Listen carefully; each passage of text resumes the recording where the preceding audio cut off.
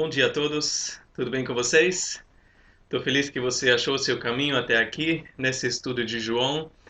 No Evangelho de João, estamos terminando já o último capítulo hoje, a primeira parte, capítulo 21. E a gente já está terminando esse Evangelho e estou empolgado com a próxima série, que vai ser sobre os Salmos. A gente não vai fazer Salmo de 1 a 150, não. A gente vai escolher alguns Salmos e o título dessa série vai ser Consolo nos Salmos. E eu vou explicar um pouquinho melhor como vai ser exatamente essa série no próximo estudo. Mas já se preparam para alguns salmos que falam, como todos os salmos, né, bem no nosso coração. E acredito que nesse tempo que nós estamos vivendo, Deus tem consolo para as nossas vidas. Muitas lições para aprender nos salmos. Abre então a sua Bíblia comigo no capítulo 21 de João, o Evangelho de João. Jesus ressuscitou, né? Nós vimos no capítulo 20 esse grande evento, né? O maior evento, e também o que os discípulos aprenderam.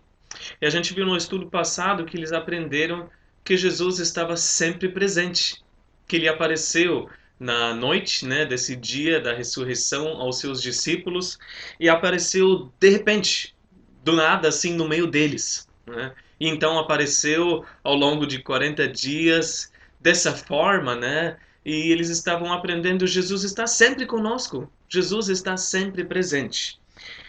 Jesus deu várias evidências e provas irrefutáveis, né, que ele tinha ressurreto, que ela era ele mesmo, né, o seu corpo. Eles podiam tocá-lo, né, podiam comer com ele, mas ao mesmo tempo ele tinha um corpo glorificado, né, que não estava mais sujeito às mesmas limitações do nosso corpo terreno, né. Então, no estudo passado, capítulo 20, eles ainda receberam a comissão para continuar a missão dele, e para isso eles receberam o Espírito Santo, então, dentro deles, quando Jesus soprou sobre eles. E Tomé, que não estava presente naquela primeira noite, né, na reunião, teve que esperar uma semana, mas se recusou a crer. Ele falou: eu não vou crer apenas sob uma condição. E, pela surpresa dele, uma semana depois, Jesus apareceu de novo e, né, cumpriu essa exigência dele. Estava disposto a cumprir essa exigência de pôr as mãos, os dedos nas suas feridas, nas marcas, né? E então Tomé foi convencido e creu. Hoje, nós vamos ver um momento muito legal, porque os discípulos tiveram um momento déjà vu com Jesus, né? Eles se lembraram de algo e parece que eles estavam revivendo algo que eles já tinham vivido. Toda pessoa, né, tem um certo jeito de ser, né? Isso se torna característica dela. Algumas pessoas mais, outras pessoas menos, né? Mas quanto mais você reconhece ou conhece a pessoa, mais inconfundível fica esse jeito, né? Esse jeito da pessoa, não sei, prestar atenção de uma forma, prender a tua atenção, ser amorosa, generosa, valorizar as pessoas. E você consegue detectar essa pessoa numa grande multidão, tranquilo, independente de quanto tempo você tenha ficado longe dela, independente de qual a proximidade que você tinha dela, mesmo se você esteja distraído, né, por alguma coisa, você percebe esse jeito da pessoa e você fala: eu conheço, eu reconheço. E nós vamos ver uma série de eventos no capítulo 21 que levou os discípulos a crerem, a terem certeza que era Jesus mesmo que estava falando com eles. Várias lições que eles já tinham aprendido, né? Mas naquela hora eles lembraram, foram lembrados dessas lições. Um momento déjà vu, né?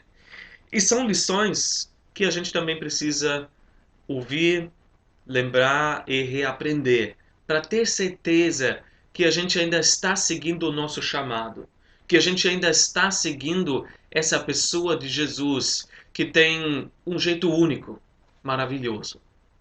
Vamos começar então o nosso estudo nos versículos de 1 a 3 no capítulo 21, que diz assim: Depois disso, Jesus apareceu novamente aos seus discípulos, à margem do mar de Tiberíades. Foi assim, estavam juntos Simão Pedro, Tomé, chamado Dídimo, Natanael de Caná da Galileia, os filhos de Zebedeu e 2 outros discípulos. Vou pescar, disse-lhes Simão Pedro, e eles disseram: Nós vamos com você. Eles foram e entraram no barco, mas naquela noite não pegaram nada. 7 discípulos vão pescar, né, no mar de Tiberíades, que é o mar da Galileia.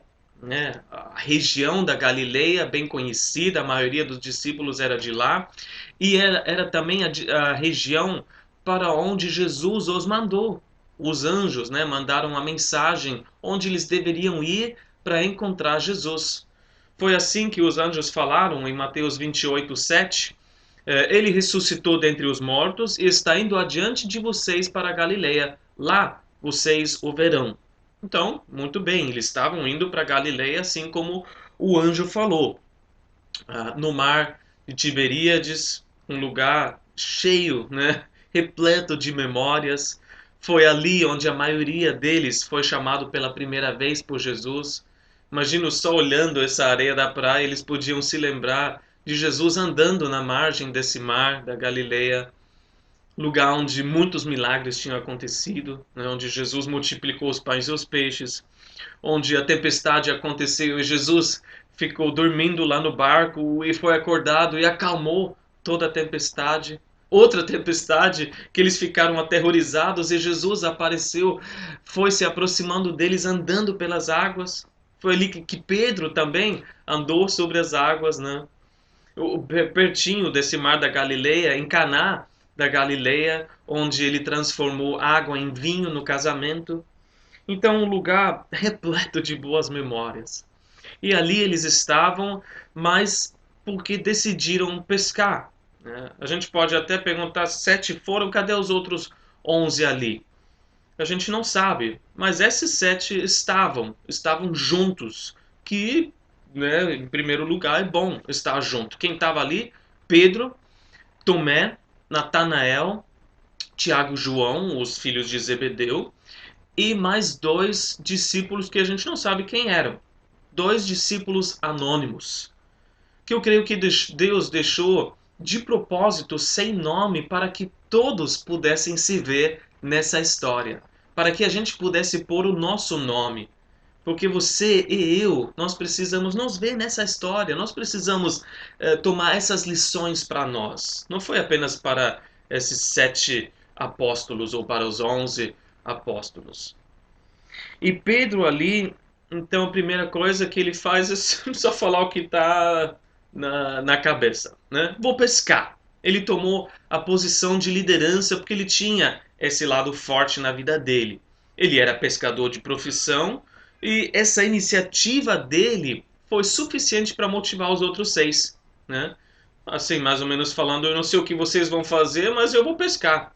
Eu não vou ficar aqui parado, de braços cruzados, esperando Jesus aparecer do nada e a gente não sabe o que fazer. Não, eu vou pescar. E levou mais 6, que mostra que as nossas palavras têm um peso, né? Podem influenciar as pessoas para o bem ou para o mal, né? E influenciou mesmo aqueles poucos apóstolos que não tinham a profissão de pescador. E eis a questão: você está levando as pessoas para mais perto de Jesus ou para mais longe de Jesus?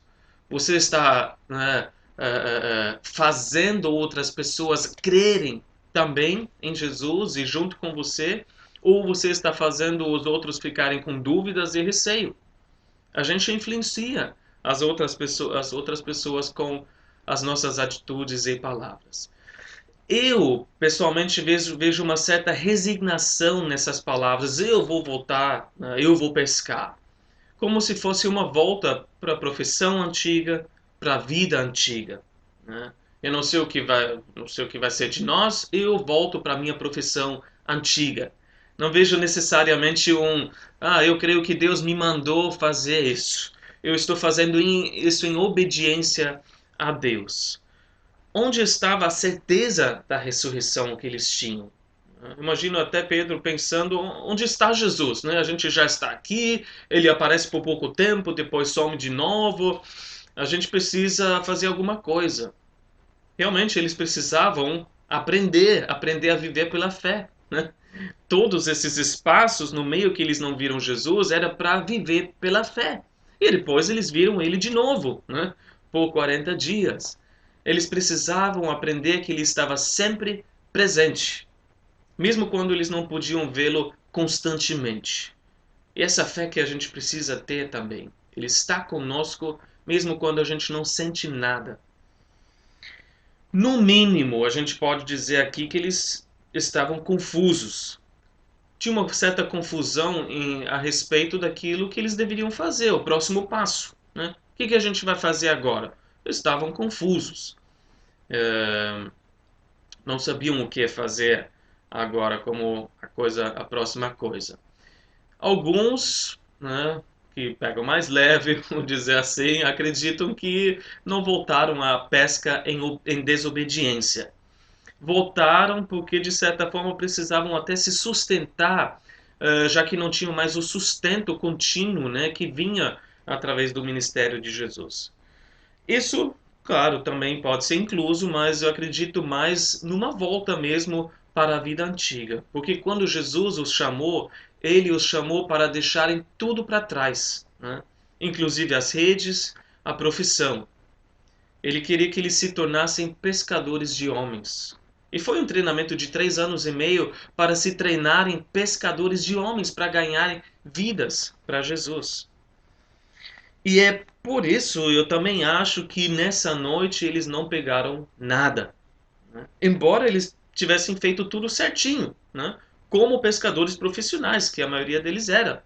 Prepararam as redes, pescaram à noite, como era de costume, mas não tinham sucesso. Não pegaram nada. Eu creio que esse foi o primeiro momento déjà vu. Ali foi igualzinho quando Jesus chamou Pedro. Em Lucas 5 você pode ler isso. Eles também não tinham pego nada naquela noite. Naquele momento, Jesus até falou para eles, falou, vão para as águas mais fundas e vão lançar as redes de novo. E Pedro tinha falado em Lucas 5:5, mestre, esforçamos-nos a noite inteira e não pegamos nada, mas porque és tu quem está dizendo isto, vou lançar as redes. A frustração está programada quando a gente volta para a vida antiga. Depois de ter visto Jesus ressurreto, Jesus em todo o seu poder, a sua glória, a gente tentando viver como a gente vivia antes, né? Pelas nossas próprias forças, um estilo de vida como a gente tinha, uma mentalidade antiga, um padrão antigo, os esquemas que a gente tinha. A frustração é programada já. E aí a gente tem 7 homens frustrados dentro de um barco, revivendo a sensação como é chato se esforçar a noite inteira e não pegar nada. Não sei se você já tentou pescar. Uma vez eu fui com um amigo meu, num dia meio chuvoso. A gente ficou várias horas e a gente não pegou absolutamente nada. Os peixes comeram todos os nossos camarões e a gente não pegou nada. Poderia até ir de novo, mas depois desse momento não tive mais vontade. A gente fica frustrado, imagina esses homens, né, depois daquela noite. Mas aí Jesus aparece no meio da frustração deles, né? Versículos de 4 a 6. Vamos ler? Ao amanhecer, Jesus estava na praia, mas os discípulos não o reconheceram. Ele lhes perguntou: Filhos, vocês têm algo para comer? Eles responderam que não. Ele disse: Lancem a rede do lado direito do barco e vocês encontrarão. Eles a lançaram e não conseguiam recolher a rede, tal era a quantidade de peixes. Uau, Jesus então apareceu no meio da frustração deles. Eu até imagino que Jesus já estava observando eles a noite toda. Assim como na tempestade, quando eles estavam remando com todas as suas forças, achando que iam morrer, né? E Jesus estava no monte orando, observando todo o esforço deles. Será que ele já estava na praia o tempo todo, a noite toda, só esperando o amanhecer para chamar eles? Os discípulos, em primeiro lugar, não o reconheceram. Ainda estava um pouco distante da praia, poderia ser uma pessoa qualquer naquele momento. Mas também poderia ter sido o foco errado. Que não é assim quando muitas vezes a gente está focado no nosso fracasso, aquilo que a gente achava que ia dar certo, é o nosso plano, né? É a nossa ideia, isso tem que dar certo, mas vem a frustração e a gente fica só frustrado naquilo, focado naquilo. Eles não reconheceram Jesus também por causa disso. E nós nem reconhecemos Jesus quando vem até nós oferecendo alguma solução, porque a gente está tão focado naquilo que deu errado. E a gente também demora um pouco, assim como os discípulos, até que a gente reconheça Jesus pelo seu jeito único de lidar conosco. Jesus perguntou, em primeiro lugar, se eles tinham peixes, né? E não é tão íntimo assim como sai nessa tradução, filhos, filhinhos, né? É mais um, amigos, ó, gente, vocês têm algum peixe aí? Como se tivesse alguém ali na beira do mar perguntando se ele poderia comprar diretamente do barco, né, dos pescadores, para levar para casa, para a família dele. Jesus perguntou sabendo que eles não tinham pego nada, né? Ele sabia exatamente, mas ele perguntou para dar oportunidade, para que eles pudessem confessar o seu fracasso. Ele recebeu a resposta não, né? Não, não tem. Não sei como, né, saiu esse não. Não, né? Não conseguimos nada, né?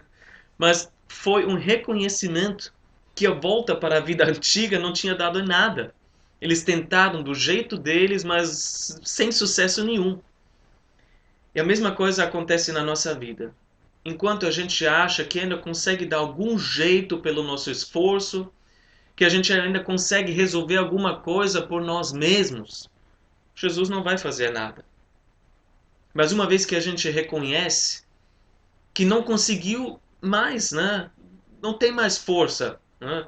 Nadou, nadou e morreu na praia. A gente precisa de ajuda. Aí Jesus entra e faz o impossível. E Jesus dá a solução.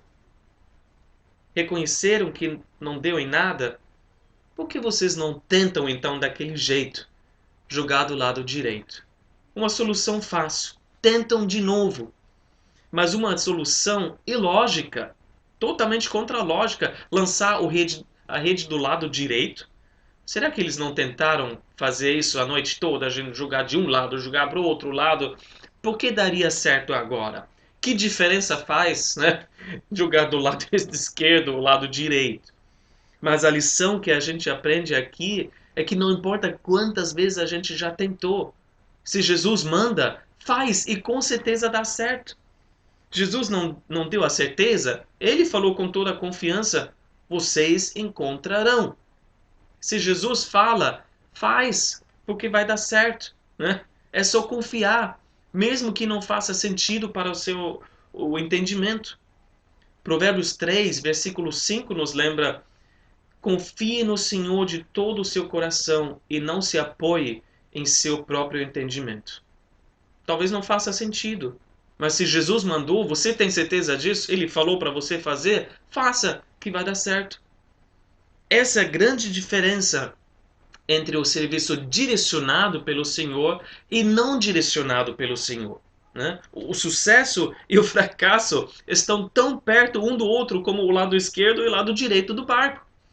O fracasso com certeza acontece quando a gente tenta fazer as coisas pela nossa própria força. Até as coisas que parecem certas, né? Boas para Deus. Né? Mas o sucesso só vem quando a gente faz as coisas direcionadas pelo Senhor. E até aquilo que a gente já tentou antes e tentou de novo, na hora que Jesus direciona, dá certo. No momento dele, dá certo. E por isso a gente vê nessa lição a grande necessidade de parar para ouvir a direção de Jesus. Para tudo. Né? Se é para o ministério, por exemplo. Não dá, não sai dando tiro no escuro. seguindo qualquer modelo de crescimento de igreja, programa de tal, ou você precisa de uma obra social, você precisa de um louvor cativante, você precisa de grupos pequenos, você precisa. O que deu certo em outros lugares não tem necessariamente, não tem que dar certo onde você está. Compartilhar Jesus, você já usou todas as palavras, mímicas, gestos e a pessoa ainda assim não entendeu, não quer saber. Você falou sem sucesso. E de repente Jesus direciona e aquela única palavra, aquele gesto, aquela atitude, de repente alcança o coração dessa pessoa. A gente precisa ser direcionado pelo Senhor. A não ser que você queira gastar toda a sua energia, seus recursos, tentando, e no final ficando sem sucesso nenhum. Eu creio que eu quero ser direcionado por Deus. E aí você se torna, em tudo que você faz, como uma flecha que acerta o alvo. É isso que a gente precisa. O resultado foi uma rede tão cheia de peixes que não conseguiram recolher. O déjà vu foi, né, Lucas 5, da outra vez tinham tantos peixes também, mas que as redes começaram a rasgar-se. Bom, tudo isso, esses déjà vus, de repente faz clique na cabeça de João, o discípulo amado. Versículos de 7 a 8. O discípulo a quem Jesus amava disse a Pedro: É o Senhor! Simão Pedro, vindo-o dizer isso, vestiu a capa, pois a havia tirado, e lançou-se ao mar. Os outros discípulos vieram no barco, arrastando a rede cheia de peixes, pois estavam apenas a cerca de 90 metros da praia. João foi aquele que reconheceu que era Jesus, né? Pelo jeito inconfundível dele. João teve esse déjà vu. Não sei se isso já aconteceu outra vez, né? Só Jesus podia fazer uma coisa dessa, transformar o nosso fracasso num sucesso ainda desse tamanho. Isso eu já vi outra vez. E da forma como aconteceu, não pode ser outra pessoa. Como ele veio, humilde, manso, Jesus só deu um conselho, né? Como um cavaleiro deu uma sugestão simples. Jovens, amigos, por que vocês não tentam daquele jeito, né? Ele não deu uma ordem como o senhor dos escravos, né, com chicote nas costas. Não. Ele deu essa, você pode fazer isso. Creia e você verá, né? E também todos os peixes, obviamente, obedeceram e pularam na rede. A gente vê isso em todas as histórias da Bíblia. Os animais reconhecem seu Criador, melhor do que os homens, né? Os animais se submetem ao seu Criador quando ele fala: agora, gente, pula na rede, né? 153 peixes pulam lá dentro. Peixes grandes ainda. Os homens nem tanto.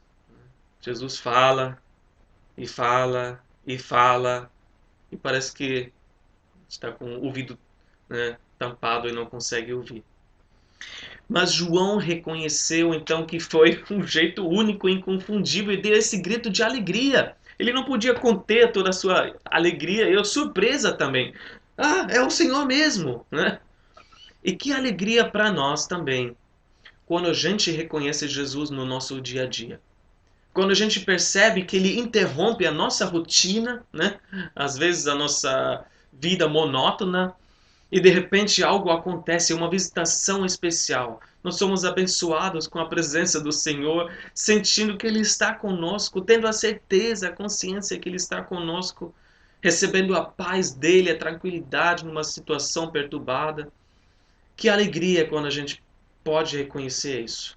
Mas que alegria também quando Jesus direciona as nossas ações. E quando a gente pode dizer com convicção, é o Senhor. Porque não tem outra explicação, né? Quando o sucesso inesperado acontece, tinha que ser o Senhor. Se for por nós mesmos, a gente estaria aqui ainda sem nada. Nada teria acontecido. E por isso toda a glória pertence a Ele. Não tem outra explicação. Foi João, então, que percebeu isso primeiro, né? João que correu primeiro, chegou primeiro ao túmulo, para o João que percebeu primeiro, mas os outros precisavam saber também. Por isso ele verbalizou a sua convicção. É o Senhor! Pedro! O que Pedro estava fazendo? Estava distraído com alguma coisa, não percebeu nada. Ele precisava ouvir o grito de João.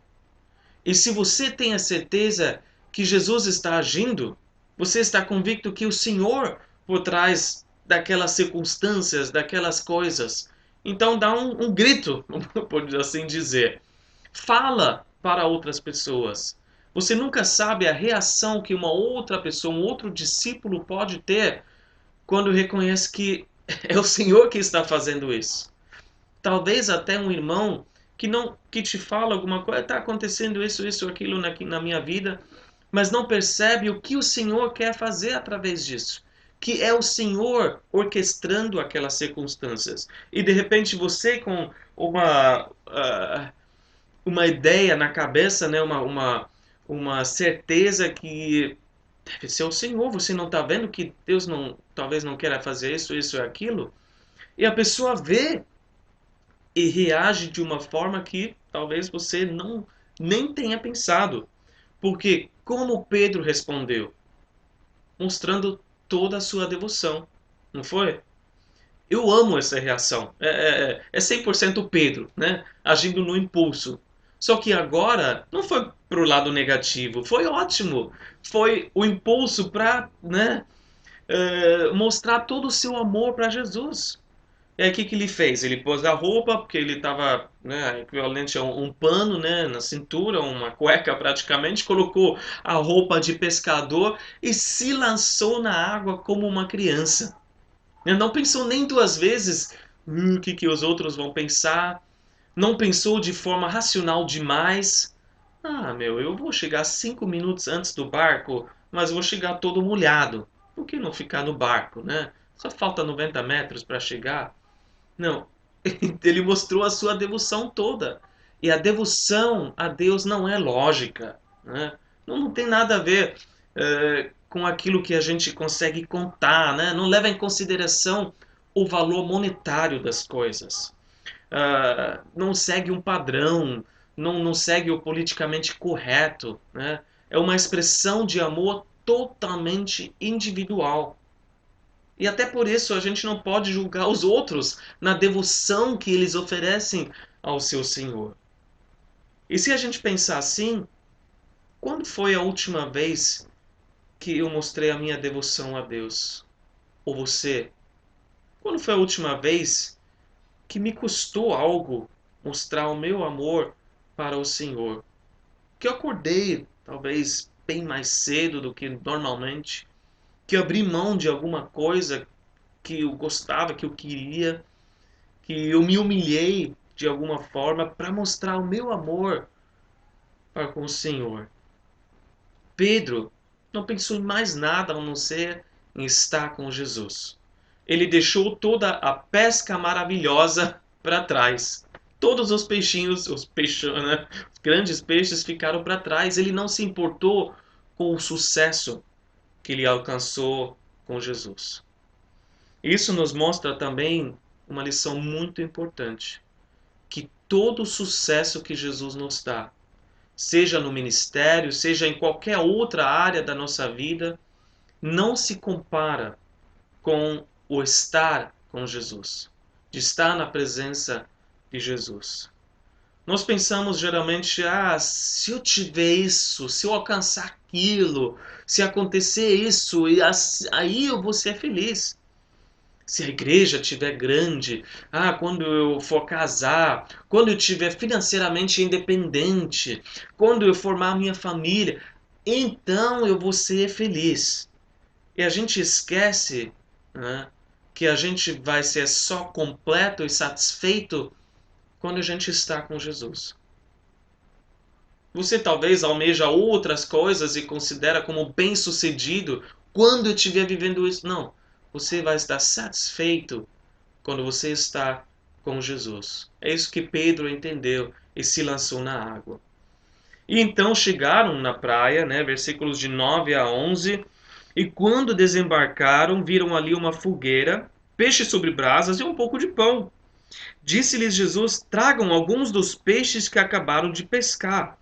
E Simão Pedro entrou no barco e arrastou a rede para a praia. Ela estava cheia. Tinha 153 grandes peixes. Embora houvesse tantos peixes, a rede não se rompeu. Bom, quando chegam, Jesus já tinha preparado tudo. Olha, a brasa já estava muito boa, o carvão já estava pegando maravilhoso, peixes assando, o pão já estava pronto. Isso mostra o quê?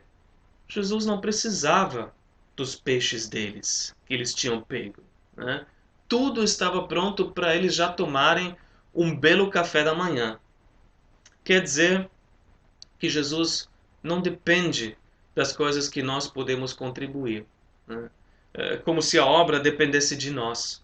Jamais a gente vai poder falar: ah, se não fosse a gente, nada aconteceria aqui, né?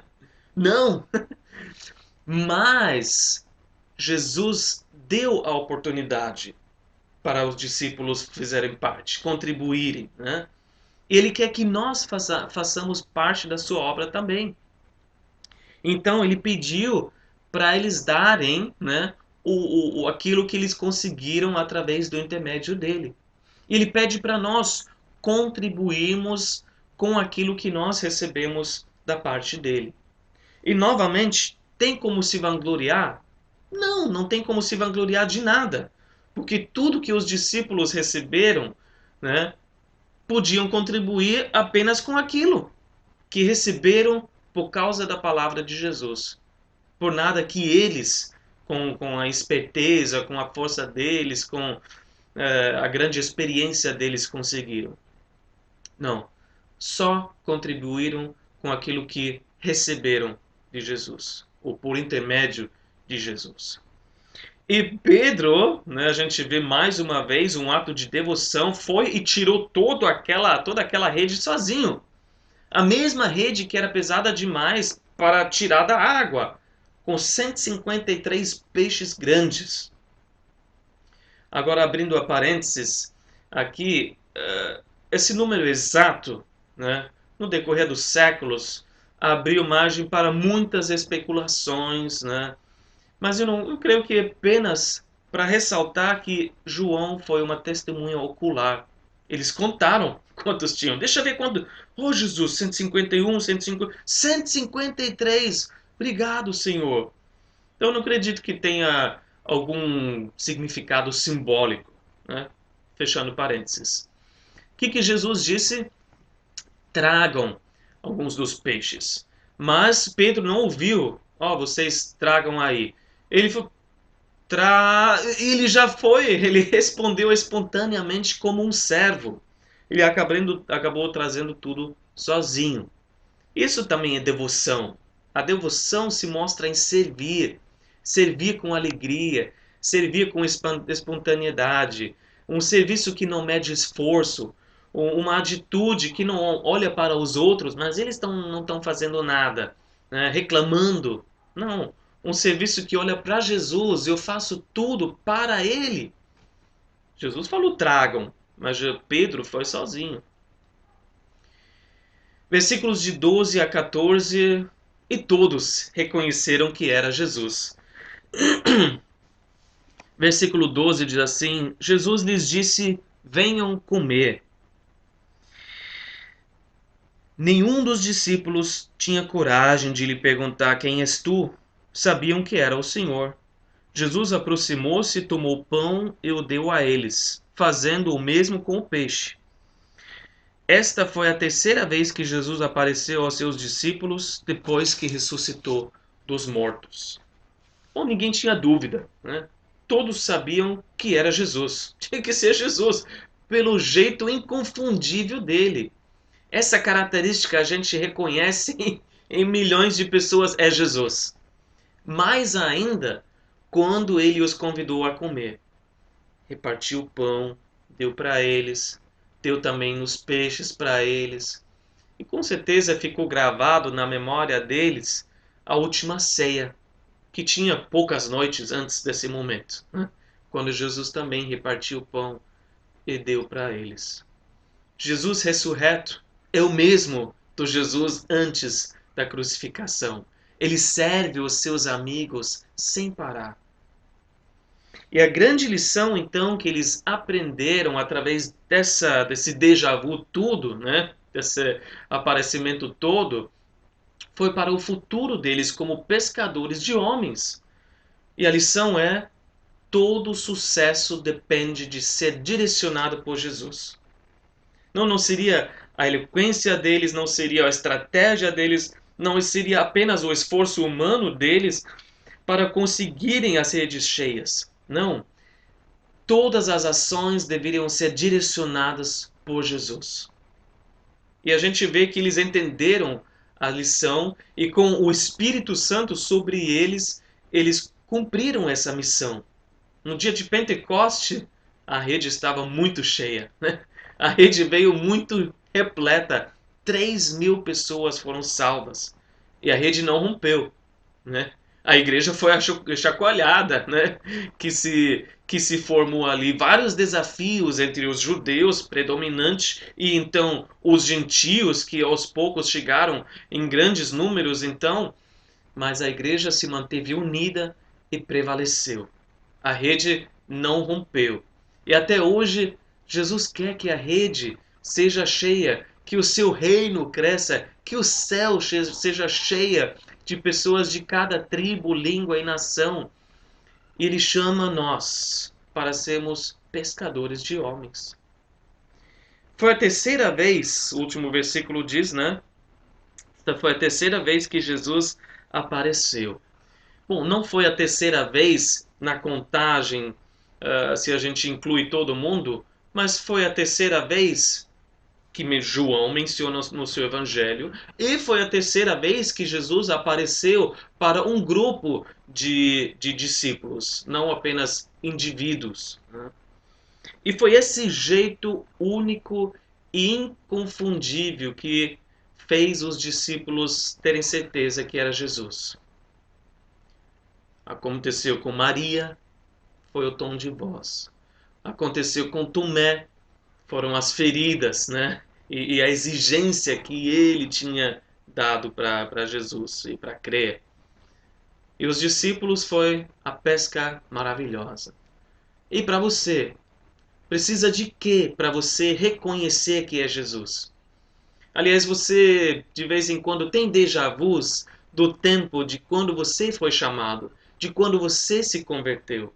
Você lembra quem você era e como Jesus se fez real na sua vida? Você lembra que você tinha chegado no fim da sua vida, você não aguentava mais, não dava mais, e Jesus fez o impossível. Jesus transformou a sua vida e entrou na sua vida poderosamente. Mas e hoje que você está tendo talvez esses déjà-vus? Você continua com a mesma devoção? Você continua com a mesma rendição a Jesus? Ou você percebe que aos poucos e bem pouquinhos, passo por passo, está voltando a mentalidade da vida antiga, a costumes da vida antiga, ações da vida antiga? Lembra que Jesus está vivo, que Ele está ao seu lado, que Ele quer se manifestar, que Ele quer transformar a frustração que talvez você tenha em sucesso para a sua vida espiritual e para o seu reino. Amém? Quero orar com você.